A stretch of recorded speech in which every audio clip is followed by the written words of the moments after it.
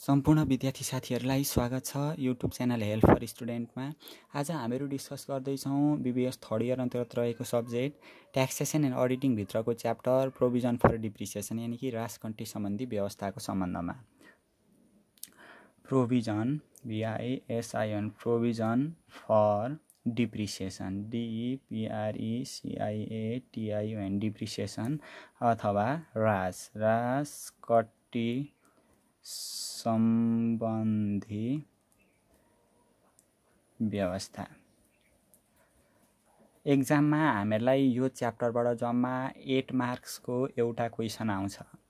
8 मार्क्सको final एक्जाममा जम्मा 8 मार्क्सको question आउँछ यो च्याप्टरबाट र अत्यन्तै सजिलो च्याप्टर छ।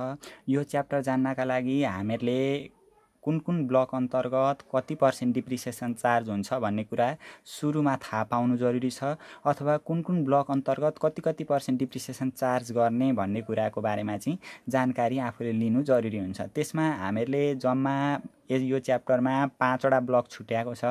ABCDE भनेर छुट्याएको छ 5 वटा ब्लक। त्यसमा ब्लक ए सुरुमा बियालो सिके ब्लक ए। ब्लक ए अन्तर्गत जहिले पनि 5% डिप्रिसिएसन चार्ज हुन्छ। अब ब्लक ए अन्तर्गत कुन कुन एसिड्स पर्छन् त भनेदेखि स्थिर प्रकृतिका सम्पत्तिहरू अर्थात् building BUILDING building, structure STRUCTURE structure, building अथवा स्ट्रक्चर अथवा यस्तै सेम पर्मानेन्ट नेचरका एसिड्सहरू चाहिँ हामीहरूको यो ब्लक ए अन्तर्गत पर्दो रहेछ। त्यही भएर यो स्थिर प्रकृतिका सम्पत्तिहरू जति छन् त्यसमा जहिले पनि 5% डिप्रिसिएसन चार्ज हुने रहेछ। अब यसरी नै हामीहरूको अर्को छ ब्लक बी। ब्लक बीमा जहिले पनि 25% डिप्रिसिएसन चार्ज हुन्छ, 25% डिप्रिसिएसन चार्ज गर्ने। ब्लक बी अन्तर्गत हामीहरूको computer data processing equipment, data PROCESSING processing equipment, data processing equipment, furniture र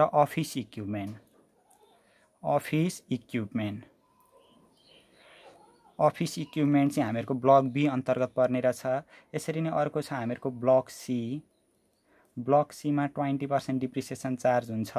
ब्लक सी अन्तर्गत पर्ने भनेको हामीहरूको बस, अटोमोबाइल्स अथवा मिनी बसहरू हामीहरूको यो सी अन्तर्गत पर्छ। अटोमोबाइल्स, बस र मिनी बस हामीहरूको सी अन्तर्गत पर्छ। त्यसमा 20% डिप्रिसिएसन चार्ज भयो। अनि अर्को हामीहरूको ब्लक छ ब्लक डी। ब्लक डी अन्तर्गत 15% डिप्रिसिएसन चार्ज हुन्छ, 15%। ब्लक डी अन्तर्गत मेन पर्ने भनेको र एक्जाममा सोधिराख्ने भनेको मेसिनरी पर्छ। अनि अर्थ मुभिङ इक्विपमेन्टहरू, जमिन उत्खनन गर्ने एसिड्सहरू यहाँनिर पर्छ। EARTH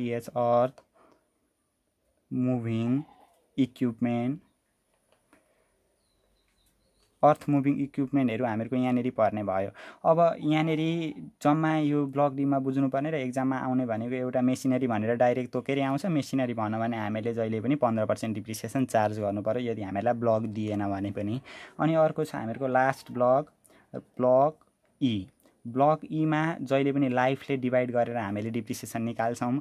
लाइफले डिभाइड गर्दा यहाँनिर भनेको हामीहरूको इन्टेन्जेबल एसिड्सहरू पर्छ। इन्टेन्जेबल एसिड्स भनेको प्याटेन्ट्स, ट्रेडमार्क TRAD ट्रेड मार्क र सफ्टवेयर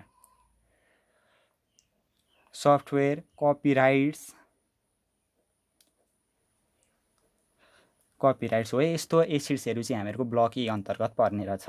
हामीलाई प्रायः जसो एक्जाममा तोकेरै दिएको हुन्छ, कुन ब्लक हो भनेर दिएकै हुन्छ।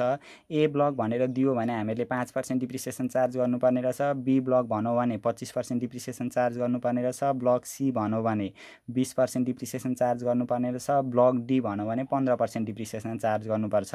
यो डिप्रिसिएसन भनेको सबै रिटर्न डाउन भ्यालु मेथडबाट हामीले डिप्रिसिएसन फाइन्ड गर्छौँ। यो चाहिँ टेन्जेबल एसिड्सहरू भयो। ABCDमा चाहिँ हामीहरूको टेन्जेबल एसेट्सहरू पर्छ र ब्लक ईमा चाहिँ हामीले स्ट्रेट लाइन बेसिसबाट डिप्रिसिएसन चार्ज गर्छौँ लाइफले भाग गरेर। यहाँनिर चाहिँ इन्टेन्जेबल एसेट्सहरू पर्ने रहेछ। इन्टेन्जेबल एसेट्सहरू भनेको पेटेन्ट्सहरू, ट्रेडमार्कहरू, सफ्टवेयरहरू, कपिराइट्सहरू यस्तो पर्ने रहेछ। एक्जाममा हामीलाई मानिलिउँ कुनै ब्लक तोकेन र बिल्डिङको हामीलाई डिप्रिसिएसन फाइन्ड गर्नुपर्ने छ भने बिल्डिङको डिप्रिसिएसन 5% हामीले आफै जानेर गर्नु पर्यो। केही दिएन, मेसिनरी भनेको छ भने हामीहरूको ब्लक डी अन्तर्गत पर्ने रहेछ भनेर 15% डिप्रिसिएसन हामीले चार्ज गर्नुपर्ने रहेछ। यसमा कन्फ्युज नहुने। अब यति कुरा जानिसकेपछि हामीले डिप्रिसिएसन चार्ज गर्दाखेरि कहिले खरिद गरेको छ, खरिद गरेको डेटको आधारमा हामीले एडिसन ड्युरिङ द इयर छुट्याउनु पर्ने हुन्छ। अब यो एडिसन ड्युरिङ द इयर छुट्याउनका लागि एडिसन ड्युरिङ द इयर छुट्याउने तरिका हामीले टाइम पिरियडको आधारमा त्यसलाई छुट्याउनु पर्ने हुन्छ। टाइम पिरियड भनेको हामीले पहिलो 6 महिना आर्थिक वर्षको सुरुको 6 महिनासम्ममा खरिद गरेको छ भने 3/3 जान्छ Edison during the year. Edison during the year भनेको के हो, हामीहरू क्वेसन गर्दा पनि अनि एकछिनमा फर्मेटमा पनि हेर्छौँ। अब आर्थिक वर्षको सुरु साउनदेखि उता 6 महिना भनेको साउन, भदौ, असोज, कार्तिक, मङ्सिर र पुस हो। यति यो 6 महिनाको पिरियडमा खरिद गरेको छ भने 3/3 सबै हामीहरूको सुरुमै जान्छ। हामीले जम्मा 2टा स्टेप गर्नुपर्ने हुन्छ, सुरु स्टेपमै जान्छ। अनि साउन, भदौ, असोज, कार्तिक, मङ्सिर र पुस, माघ, फागुन, चैत त्यहाँदेखि उताको 3 महिना, अनि फेरि वैशाख, जेठ, असार त्यहाँदेखि उताको 3 महिना। सबैभन्दा सुरुमा 6 महिनासम्ममा खरिद गरेको छ भने 3/3, अनि त्यहाँदेखि उताको 3 महिना, अनि फेरि 3 महिनामा गरेको छ भने 2/3 र 1/3 गरेर हामीले छुट्याउनु पर्ने हुन्छ। अब यो बेसिक कुरा हामीले डिप्रिसिएसनको रेट थाहा पाइसकेपछि त्यो कुराको पनि हल्का हामीले यहाँनिर डिस्कस गर्छौँ। सुरुमै त्यो के हो भन्ने कुरा नबुझे पनि भरे हामीले फर्मेटमा गइसकेपछि हामीहरू क्लियर हुन्छौँ। त्यसमा हामीलाई दिएको हुन्छ, एउटा दिएको हुन्छ टाइम पिरियड दिएको हुन्छ। यो एउटा कन्डिसन हामीहरूको भयो। यो हामीले अघि के पढ्यौँ भनेदेखि डिप्रिसिएसन कुन ब्लक अन्तर्गत कति % चार्ज गर्ने भन्ने कुरा पढ्यौँ। अब त्यसरी नै खरिद गरेको आधारमा कति भाग चाहिँ हामीले सुरुमा एडिसन ड्युरिङ द इयर गर्ने भन्ने कुरा चाहिँ यहाँनिर हामीहरू पढ्छौँ। जस्तै हामीलाई टाइम दिएको हुन्छ, टाइम पिरियड दिएको हुन्छ। टाइम भनेको श्रावण, SHRAWAN, श्रावणदेखि पुस, श्रावणको फर्स्टदेखि पुससम्म, श्रावणदेखि POUSS पुस, साउनदेखि पुससम्ममा खरिद गरेको छ भने यसमा हामीहरूको 3/3 होल पार्ट चाहिँ हामीहरूको डिप्रिसिएसन निकाल्नका लागि युज हुने रहेछ साउनदेखि पुससम्म। अनि माघको फर्स्टदेखि चैतको अन्तिमसम्म CHAITRA चैत्रसम्म छ भने चाहिँ हामीले 2/3 गर्नु पर्यो। अनि वैशाखदेखि BAISHAKS वैशाख, जेठ, ASHADH असाढको अन्तिमसम्म खरिद गरेको छ भने 1/3 चाहिँ हामीले यहाँनिर एब्जर्भेड ड्युरिङ द इयर अथवा एडिसन ड्युरिङ द इयरमा हाल्नुपर्ने हुन्छ डिप्रिसिएसन। यति यो चाहिँ हामीहरूको भयो बेसिक कुरा। अब यसलाई फर्मेट चाहिँ अथवा यसको हिसाब चाहिँ कसरी गर्ने भनेदेखि हामीले जम्मा 2टा भागमा आधारित रहेर यो च्याप्टरबाट आउने क्वेसनलाई हामीहरू सल्भ गर्छौँ। त्यसको फर्स्ट पार्ट छ हामीहरूको अथवा फर्स्ट पार्ट छ अथवा यसको स्टेप 1 रहेको छ। स्टेप 1 मा हामीले सबैभन्दा सुरुमा फाइन्ड गर्छौँ calculation of depreciation basis BASIS basis amount and allowable depreciation. हामीले सबैभन्दा सुरुमा यसको जम्मा 2टा स्टेपमा हामीले यो हिसाबलाई सल्भ गरिसक्छौँ। त्यसको फर्स्ट स्टेपमा चाहिँ हामीहरूको छ calculation of depreciation basis amount and allowable depreciation. Depreciation basis amount कति हो र एलायबल डिप्रिसिएसन चाहिँ कति हो त भन्ने कुरा हामीले यहाँ फर्स्ट यहाँबाट पत्ता लगाउँछौँ। यसको सबैभन्दा सुरुमा फर्मेट भनेको पार्टिकुलर यहाँनिर एमाउन्ट हुन्छ। एमाउन्ट भनेको कुन ब्लक अन्तर्गत हो भन्ने कुरा हामीले त्यो ब्लक लेखिदिँदा पनि हुन्छ। यहाँनिर एमाउन्टको ठाउँमा हामीले ब्लक लेखेर गर्दा पनि हुन्छ। सबैभन्दा सुरुमा हामीले लेख्छौँ ओपनिङ WDB अथवा ओपनिङ रिटर्न डाउन भ्यालु अथवा ओपनिङ डिप्रिसिएसन बेसिस भनेर दिएकै हुन्छ। यो क्वेसनमै दिएको हुन्छ, हामीले गरिराख्नु पर्दैन अथवा हामीले निकाल्नु पर्दैन, डाइरेक्ट क्वेसनमै दिएको हुन्छ। त्यो हेरेर हामीहरू सार्छौँ। ओपनिङ WDB भनेर लेख्छौँ, ओपनिङ रिटर्न डाउन भ्यालु अथवा ओपनिङ डिप्रिसिएसन बेसिस भनेर हामीले यहाँनिर सबैभन्दा सुरुमा लेख्छौँ। यसभन्दा पछाडि त्यसमा एड गर्छौँ Edison during the year, ADDITION Edison during the year Edison during the year भनेको खरिद गरेको डेटको आधारमा हामीले यहाँनिर एडिसन ड्युरिङ द इयर गर्छौँ। जस्तै क्वेसनमा हामीलाई भनेको छ भदौमा खरिद गरेको रहेछ भनेर, पर्चेज चाहिँ भदौमा गरेको रहेछ भनेर दिएको थियो भने भदौ भनेको साउन, भदौ, असोज, कार्तिक, मङ्सिर र पुस, यो सुरुको साउनदेखि पुससम्मको पिरियडमा खरिद गरेको त हामीहरूको 3/3 जान्छ नि त। मानौँ हामीहरूको भदौमा खरिद गरेर ल्याएको छ अरे, पर्चेज गरेर ल्याएको छ अरे 3 लाख, भदौमा भाद्र BHADR भाद्रमा खरिद गरेर ल्याएको छ अरे हामीहरूको जम्मा 3 लाख। भाद्रमा खरिद गरेर ल्याएको 3 लाख छ भने त भाद्र भनेको कहाँनेरि पर्यो त त्यो हामीले जान्नु पर्यो। भदौ भनेको साउन, सबैभन्दा सुरुमा स्टार्टेड भनेको आर्थिक वर्षको सुरु भनेको साउनदेखि सुरु हुन्छ। साउन, भदौ, असोज, कार्तिक, मङ्सिर र पुस हो, यो 6 महिनाभित्रमा खरिद गरेको छ भने जति खरिद गरेको छ त्यसको 3/3 जान्छ। मानिलिउँ यहाँनिर 3 लाख खरिद गरेको थियो भदौमा भनेदेखि 3 लाखको 3/3, किनभने त यो साउनदेखि पुसभित्रैमा पर्यो नि त, यसको 3/3 जान्छ, यहाँनिर 3 लाख जाने रहेछ।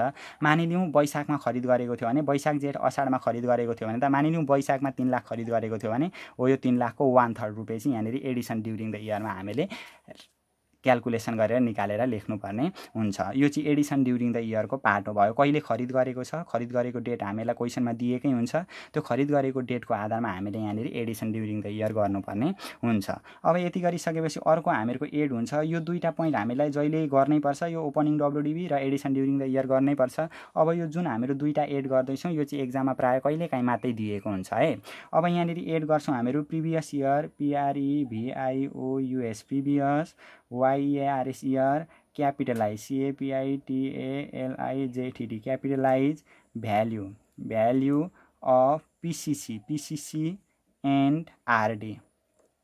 प्रिभियस इयरको यहाँ हामीले माथि एडिसन ड्युरिङ द इयर गऱ्यौँ। एडिसन ड्युरिङ द इयर भनेको खरिद गरेको डेटको आधारमा यसरी 1/3 हो कि 2/3 हो कि 3/3 हो भनेर क्यालकुलेसन गरेर एडिसन ड्युरिङ द इयरमा लेख्ने।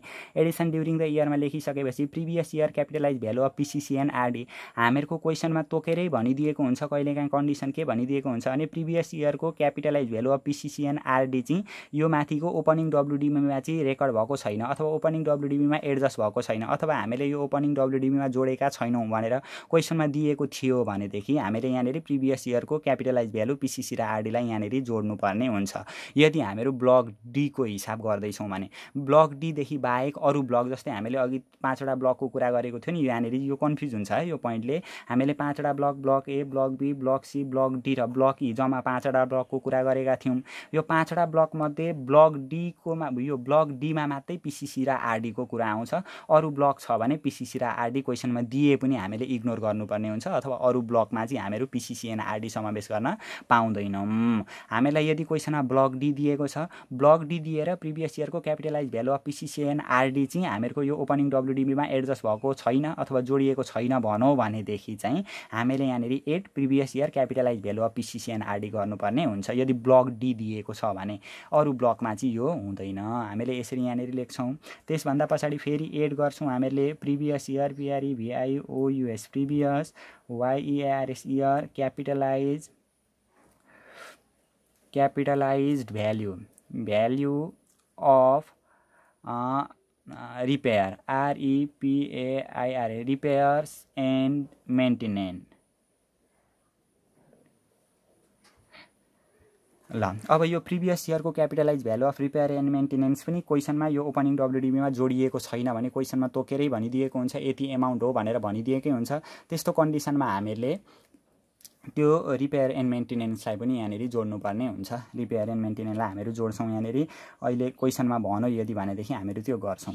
अब यो भन्दा पछाडि हामीले गर्नुपर्ने यहाँनिर lace disposal during the year, DISPOSAL disposal DURING during the year. Disposal during the year भनेको कतिमा बेचेको छ, त्यो बेचेको मूल्य दिएको छ भनेदेखि चाहिँ हामीले यहाँनिर डिस्पोजल ड्युरिङ द इयरमा राख्नुपर्ने हुन्छ।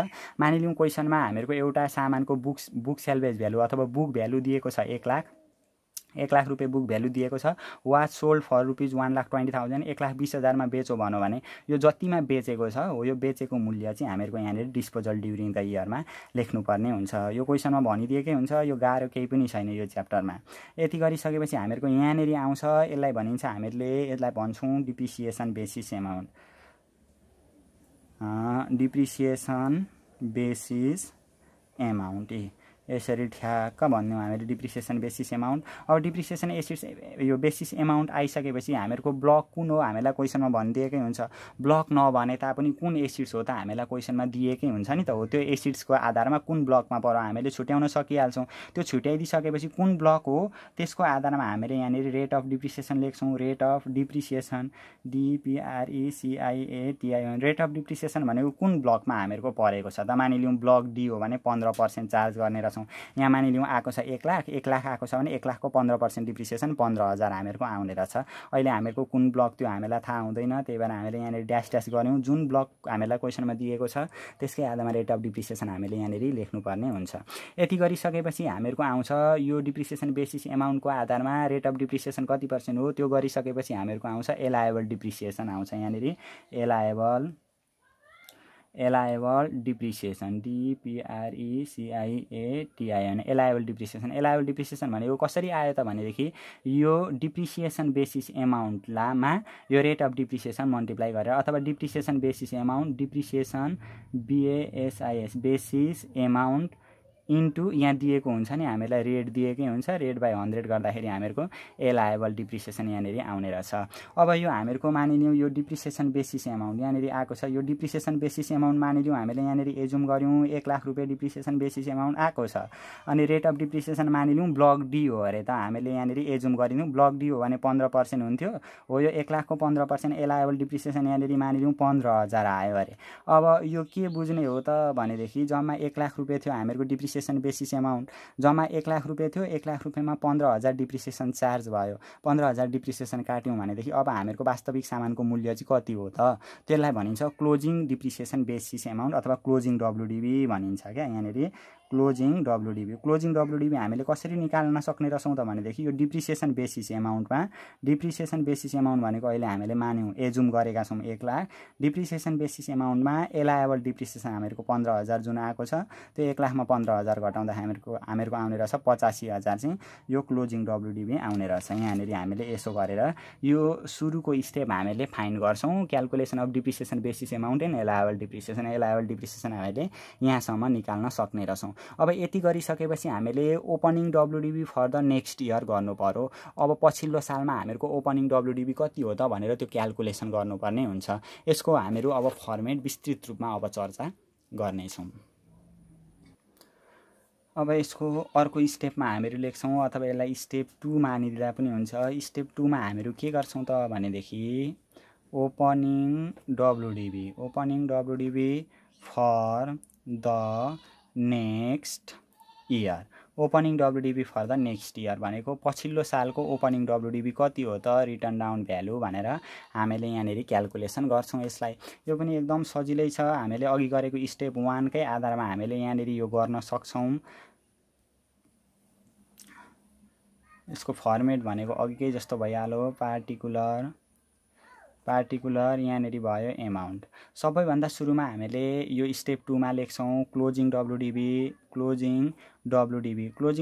भनेको अघि हामीले स्टेप 1 मा जुन निकालेका थियौँ नि स्टेप 1 मा क्लोजिङ WDB भनेर अन्तिममा निकालेका थियौँ। त्यो क्लोजिङ WDB जति आयो त्यो यहाँनिर हामीले सरक्कै ल्याएर लेख्छौँ closing WDB।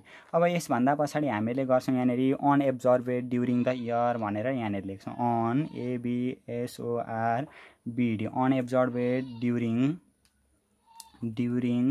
The year. Unabsorbed during the year भनेको चाहिँ जुन हामीले अघि खरिद गरेको आधारमा भन्ने एउटा कन्डिसन लेखेका थियौँ नि। अनएब्जर्भेड ड्युरिङ द इयर भनेको श्रावणदेखि पुस POUSH पुससम्म खरिद गरेको छ भने त्यहाँ 3/3 जान्छ भनेका थियौँ।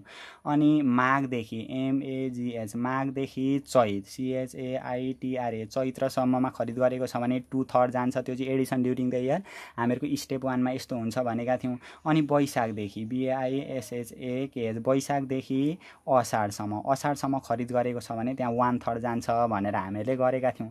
अब कन्डिसन यहाँनिर के आयो त भनेदेखि मानिलिउँ साउनदेखि पुससम्ममा खरिद गरेको छ भने त्यो स्टेप 1 मै 3/3 गयो अथवा सबै गयो। 1 लाखमा खरिद गरेको छ भने 1 लाख सबै स्टेप 1 मा गयो।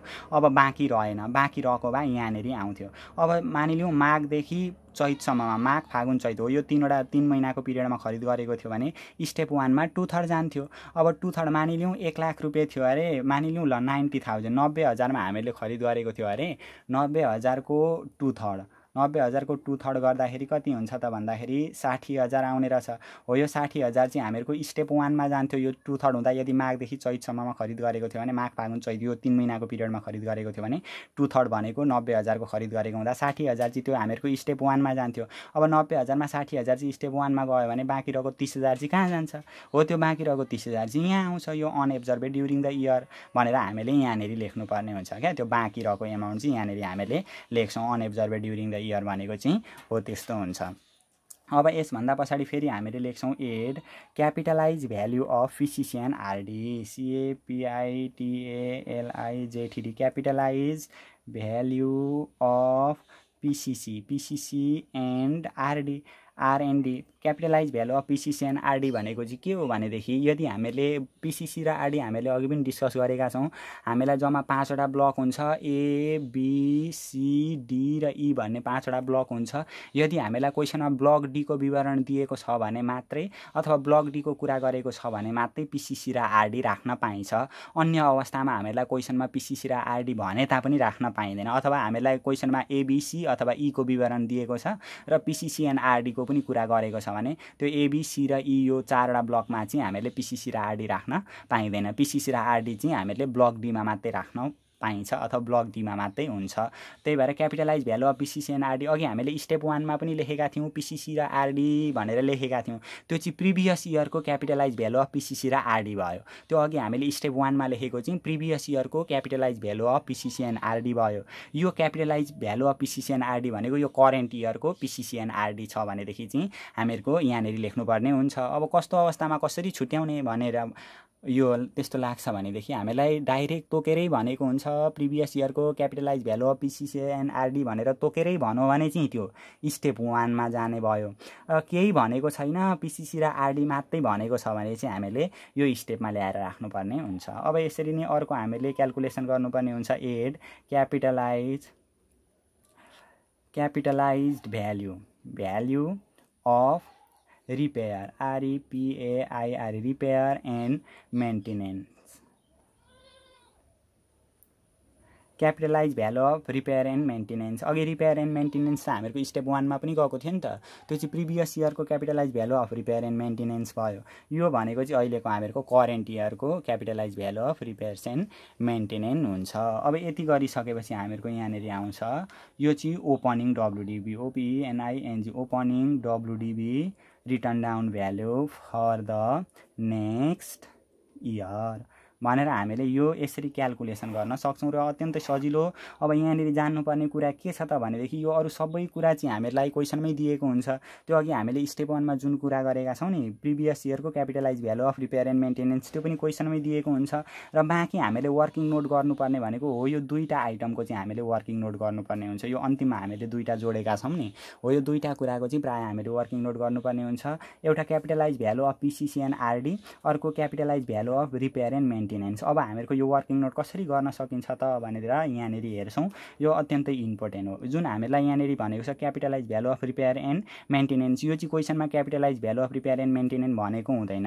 मानिलिउँ क्वेसनमा चाहिँ हामीलाई रिपेयर मानिलिउँ रिपेयर भनेको छ 7,000 मात्रै भनौँ भने यो चाहिँ करेन्ट इयरको मानेर हामीले यो क्याल्कुलेसन गर्नुपर्ने हुन्छ। अब यसको क्यापिटलाइज कसरी निकाल्ने त भनेदेखि यहाँनिर हामीहरू लेख्छौँ क्याल्कुलेसन on क्यापिटलाइज रिपेयर अथवा मेन्टेनेन्स, रिपेयर एन्ड मेन्टेनेन्स भनेर हामीहरू लेख्छौँ। रिपेयर जहिले पनि 7% हुन्छ। 7% of depreciation basis amount, depreciation BASIS basis amount, depreciation basis एमाउन्टको 7% हुन्छ। अथवा एक्चुअल रिपेयर ACTUL एक्चुअल र अरै लेखिदिएँ मैले, अथवा actual REPAIRS repair. Actual repair भनेको हामीहरूको यहाँनिर आएको छ जम्मा हामीले अघि यहाँनिर एजुम मानेका छौँ जम्मा क्वेसनमा 7,000 अरे मानिलिउँ रिपेयर क्वेसनमा दिएको छ 7,000। अब 7% अफ डिप्रिसिएसन बेसिस एमाउन्ट भनेको डिप्रिसिएसन बेसिस एमाउन्ट चाहिँ हामीले अघि स्टेप 1 मा मानेका थियौँ नि त। कति मानेका थियौँ? 1 लाख मानेका होला सायद, 1 लाख ल 1 लाख छ अरे मानिलिउँ।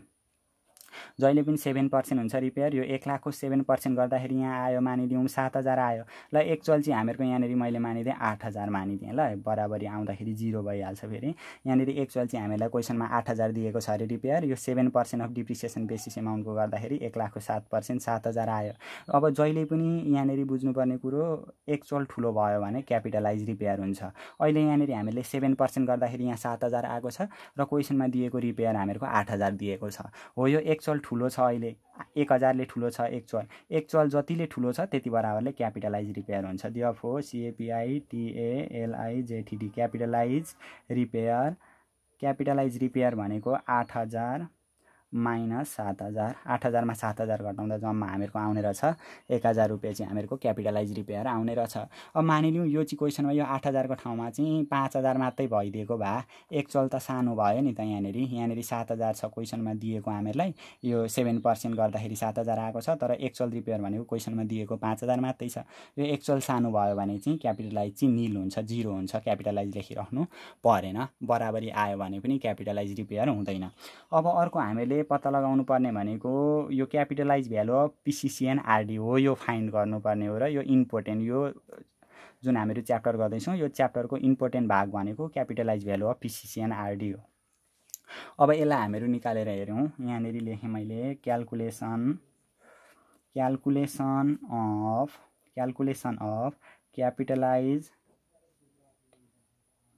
Capitalised value of PCC and R&D। अब यो PCCN RD भनेको जहिले पनि 50% हुन्छ adjusted taxable income for PCCN RD को।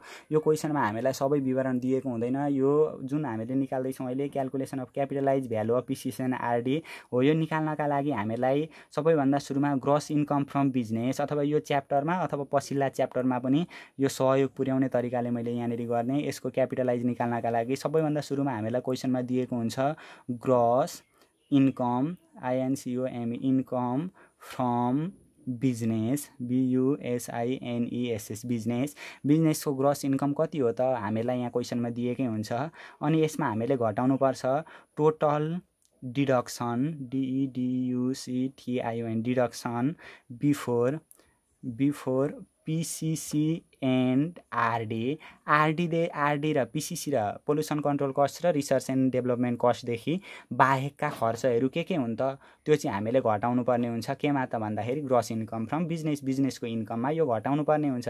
यति गर्दाखेरि आउँछ हामीहरूको adjusted ADJUSTED adjusted taxable income before loss adjustment. Adjusted taxable income before loss adjustment भनेर आउँछ यहाँनिर हामीहरूको। यसमा हामीले बिजनेसको लस घटाउनु पर्ने हुन्छ। बिजनेसको लस यदि क्वेसनमा दियो भने बिजनेसको लस हामीले यहाँनिर घटाउँछौँ तर इन्भेस्टमेन्टको लस दियो भने चाहिँ त्यो घटाउन पाइँदैन। बिजनेसको इन्कमबाट इन्भेस्टमेन्टको लस घटाउन पाइँदैन। यति गर्दाखेरि हामीहरूको आउँछ adjusted ADJUSTED adjusted taxable income for PCC and RD। अब PCC एन्ड RD PCC र RD लाग्नको लागि जम्मा हामीहरूको एडजस्टेड ट्याक्सेबल इन्कम यहाँनिर आयो। अब PCC र RD हामीले क्यालकुलेसन गर्दाखेरि जहिले पनि PCC अथवा RD हामीहरूको 50% हुन्छ। 50% अफ के को 50% यही adjusted taxable income for PCC and RD को adjusted taxable income for PCC and R&D adjusted taxable income for PCC and RD को 50% हुन्छ अथवा actual PCC and RD actual भनेको चाहिँ यो क्वेसनमै दिएको क्वेसनमा जति दिएको छ त्यति एक्चुअल हुन्छ। अब यहाँ पनि त्यही हो। यहाँ पनि एक्चुअल ठुलो आयो भनेदेखि चाहिँ क्यापिटलाइज हामीहरूको PCC एन्ड RD हुन्छ। मानिलिउँ यहाँनिर हामीहरूको 50% गर्दाखेरि यहाँनिर आएको छ हामीहरूको 1 लाख रुपियाँ आएको छ अरे मानिलिउँ। यो चाहिँ एजुम गरेको adjusted taxable income for PCC and RD 1 lakh आएको छ। 1 लाखको 50% हामीहरूको यहाँनिर आयो 50,000 आयो र यो एक्चुअल चाहिँ हामीलाई क्वेसनमा दिएको छ मानिलिउँ 60,000 दिएको छ। अहिले एक्चुअल ठुलो भयो नि त। एक्चुअलमा 10,000 ले ठुलो भएको छ। Therefore capitalize PCC and RD capitalize PCC and RD चाहिँ हामीहरूको 10,000 आउने रहेछ, किनभने 10,000ले ठुलो भएको छ नि त एक्चुअल। मानिलिउँ यहाँनिर एक्चुअल चाहिँ 40,000 मात्रै थियो भने चाहिँ क्यापिटलाइज पिसिसिएनआरडी हुने रहेन रहेछ। यो भयो हामीहरूको यो फर्मेटसित सम्बन्धित सामान्य जानकारीहरू यो च्याप्टरमा आउन सक्ने। अब हामीहरू योभन्दा पछिल्लो भिडियोमा डिस्कस गर्नेछौँ यसको प्रब्लमहरूलाई कसरी सल्भ गर्न सकिन्छ भन्ने सम्बन्धमा। कृपया च्यानललाई सब्सक्राइब गरेर बेल आइकनलाई दबाएर भिडियोको प्रतीक्षा गर्नुहोला। साथै यो भिडियोलाई थर्ड इयरमा अध्ययन गर्नुहुने सम्पूर्ण साथीहरू समक्ष सेयर पनि गर्नुहोला।